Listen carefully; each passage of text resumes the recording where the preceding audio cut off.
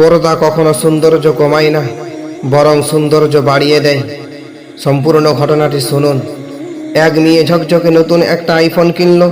শুধু তাই না, সাথে একটি স্ক্রিন পকেটর কিনলো এবং সুন্দর একটা কাভারও কিনলো। সে তার বাবাকে ফোনটা দেখালো। এরপর তাদের মধ্যে কি কথা হলো শুনুন।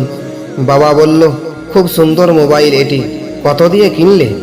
মেয়ে তখন বলল, এই তো 50,000 টাকা দিয়ে ফোন কিনলাম, 1200 টাকা দিয়ে কাভার কিনলাম, আর 200 টাকা দিয়ে স্ক্রিন পকেটর কিনলাম। বাবা তখন বললেন, আচ্ছা তুমি কেন কাভার এবং স্ক্রিন পকেটর কিনলে? তুমি তো চাইলে আরও 1400 টাকা সেভ করতে পারতে।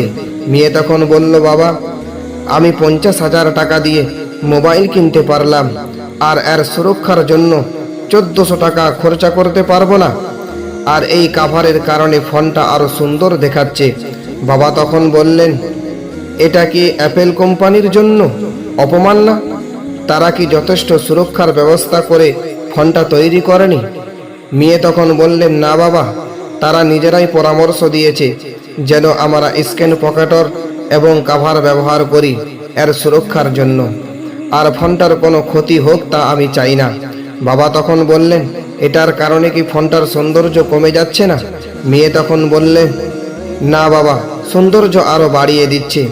এরপর বাবা তার মেয়ের দিকে তাকিয়ে থাকলেন এবং ভালোবাসা মাখা একটা হাসি দিয়ে বললেন, আমার মেয়ে, তুমি জানো আমি তোমাকে অনেক ভালোবাসি।